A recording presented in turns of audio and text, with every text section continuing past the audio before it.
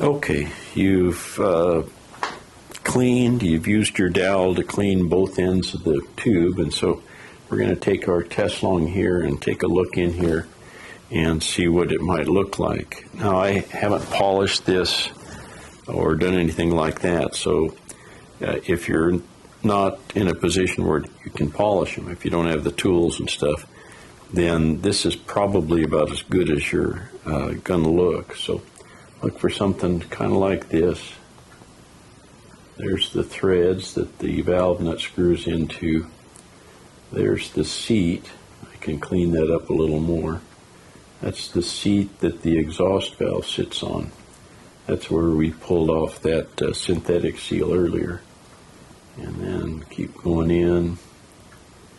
And there is the, if I can get it there. Well, anyway, you can see it. That round thing in the middle that's elevated, that's the seat for the check valve or intake valve. And so it's cleaned up. It's got a little bit of alcohol left on it, but we'll clean that out. So that's pretty clean, right? We got all the debris off. There's no big gouges or scratches, anything like that we need to worry about. So let's go ahead and turn this around. Take a look at the other end here. You know, I spend more time cleaning these things than I do anything else. Okay, coming in from this end, put our test long in. There's our tube. On down. You can see we've got it pretty cleaned up. That in the center is kind of a cone shape, and around the edges, that looks pretty good. You really can't get all of that black around the edge out of there. It's really hard to do. So this may be about as good as you. So while we have this all apart, I wanted to show this rear sight. This is the kind that has the screws that hold it in place. And a lot of people think that's a hex head or what they call Allen wrench, and it's not. It's actually a spline.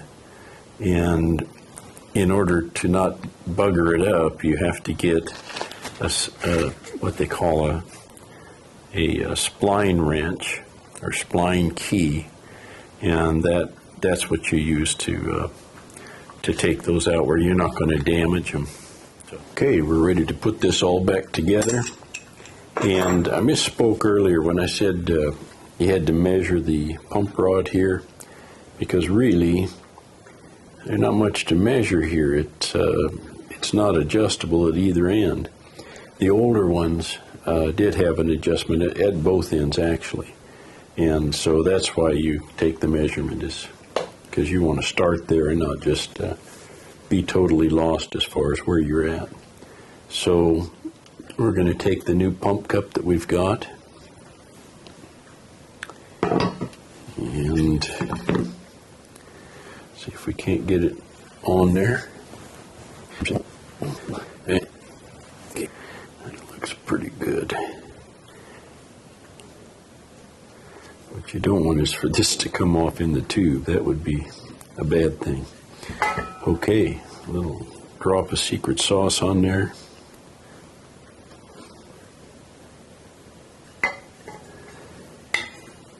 And away we go. Now, if you notice, the holes in the pump rod line up here, and we're going to put,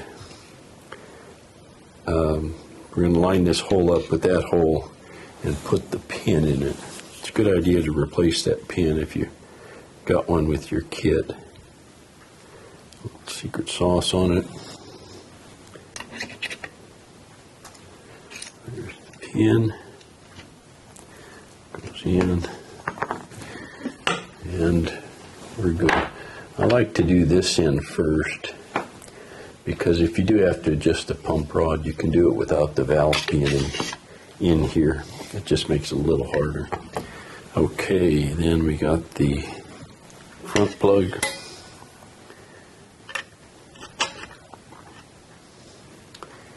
Again, some secret sauce.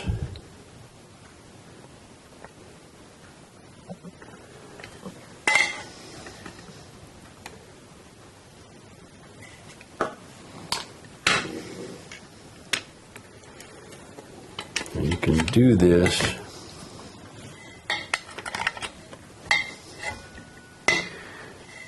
the way I usually do it anyway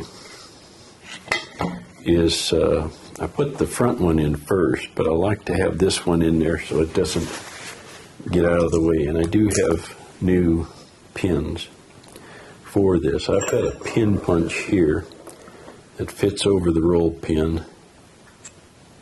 Come on.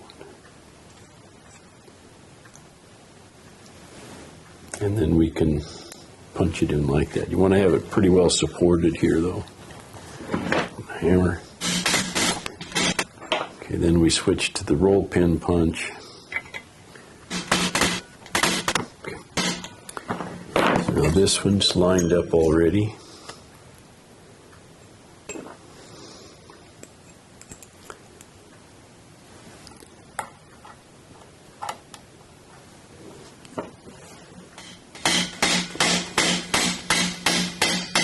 Yeah. Let's see what happens sometimes.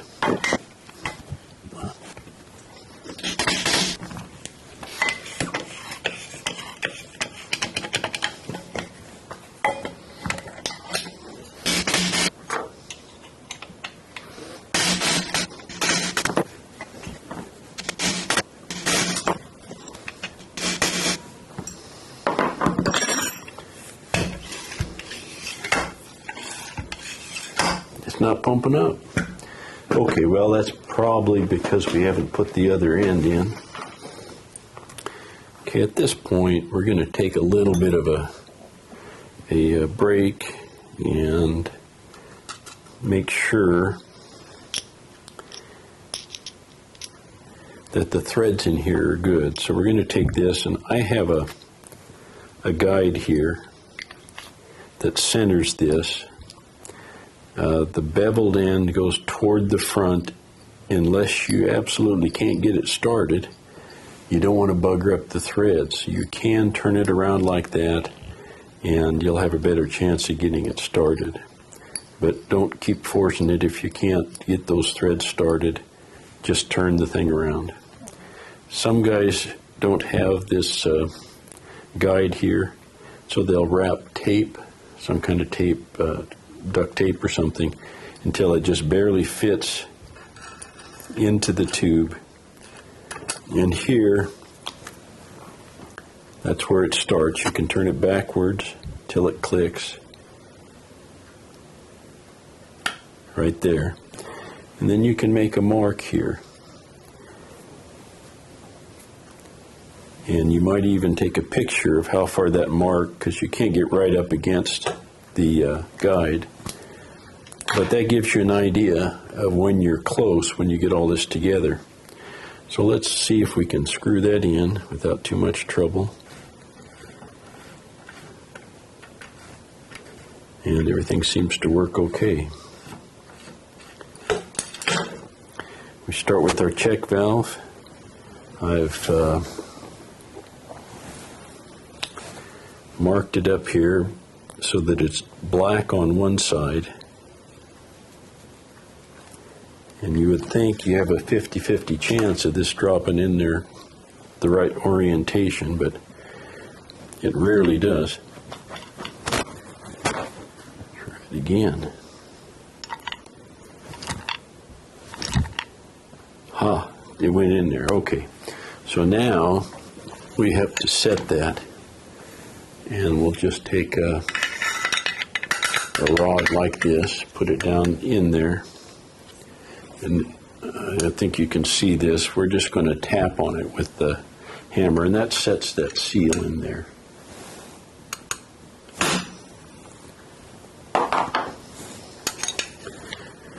Okay, next comes the intake valve spring and the little washer. And then we have the spring for the exhaust valve, the small end and the large end. Small end goes toward the back of the tube. All right. Okay, so we've got our spring and everything in there, and now we're getting this ready. Make sure, before you put it all together, that this is a pretty easy sliding fit in here. You can use silicone grease to hold all this together. We're going to go ahead and use an original seal here, the black synthetic seal, like it had in there for 50 years. If I can get it on there. Okay, that's on. That's in there. The lead seal I'm putting on the outside, and then comes our nut. The bevel side goes toward the front of the gun. We're going to take our wrench here and put it all back together.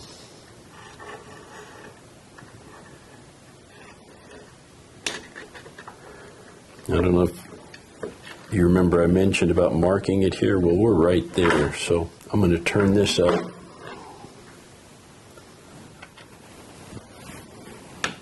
There it is. Okay.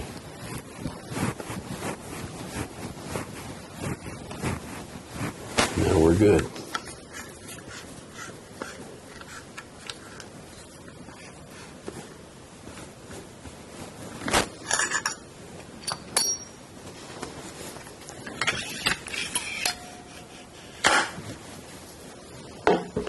Test it.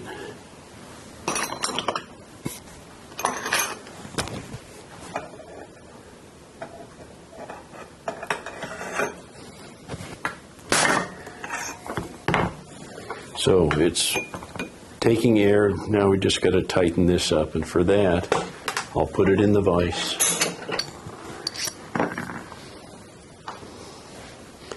Catch the nut.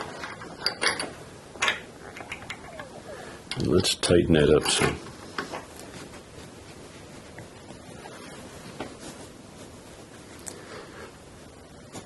I suppose you can get it too tight. That ought to do it.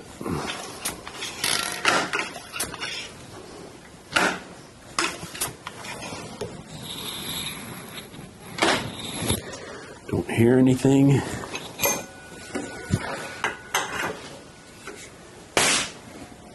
So we're not quite done with it. We're going to pump it up and test it overnight.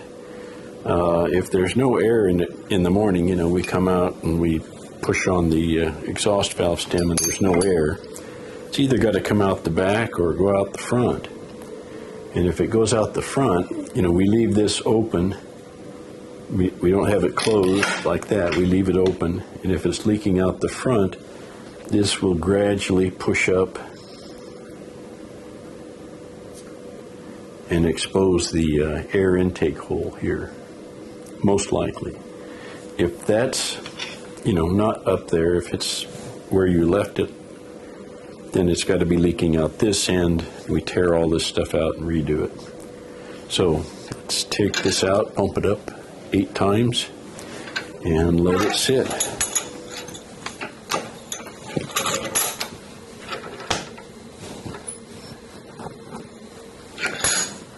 Okay, we'll check it in the morning. It's been, 14 hours or something. You can see that the pump arm hasn't changed position, so if there's no air, we would expect it not to be leaking out the front, but out the back. Let's see if we got any air left in here. Okay, we have air, so we're good in both the front and the back are sealed up, and now we just got to put this back together.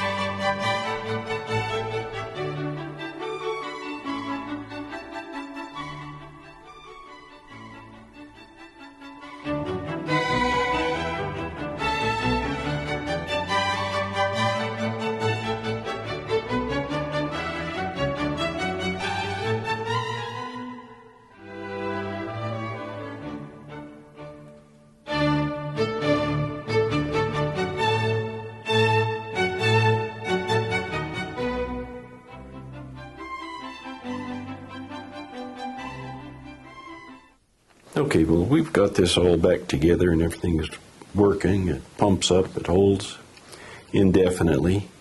But the last test is to pump it up 8 times and fire it, then cock it and shoot it again without pumping it up and see if there's any air retained in the compression chamber. And in this case, it dumps all the air at 7 pumps, but retains a little bit of air at 8 pumps. So I got a choice. I can, since it's my gun, I mean, I can leave it the way it is and just go to 7 pumps. I can go back in and change some things and hopefully make it better. Basically what's happening is that the exhaust valve spring here is closing too fast, I guess you would say. So it's trapping a little bit of air in the compression chamber. And a couple things you can do about it. One, you could clip a coil off of this, I suppose, would be one way to do it. And that would make it so it doesn't close quite so fast. Another thing you could do is put this in a vise and compress it and hopefully make it a little bit less forceful at closing that exhaust valve.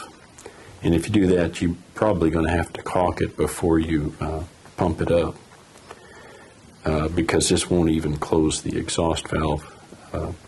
So you'll pump and air will come out the barrel. But that's not a big deal to caulk it first.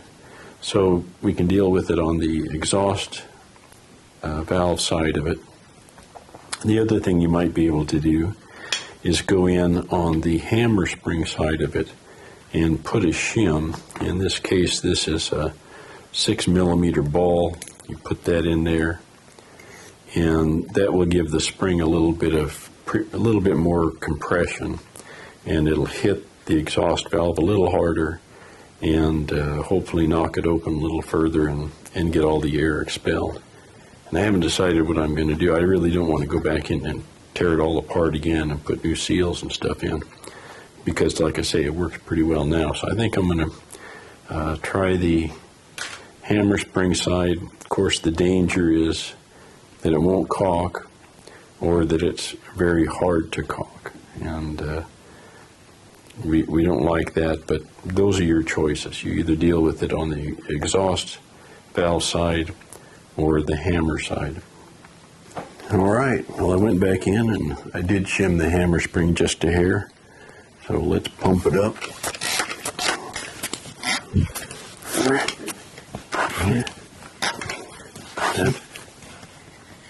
And 8.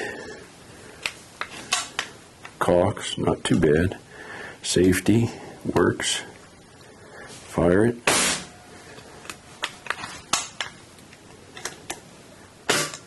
So it doesn't retain any air-date pumps, holds air indefinitely. So I hope this helps. This is probably more similar to what most of you will be running into if you were to rebuild your Sheridan, rather than all the crazy stuff we went through with the Streak from hell. So I hope this is helpful, and thank you for watching.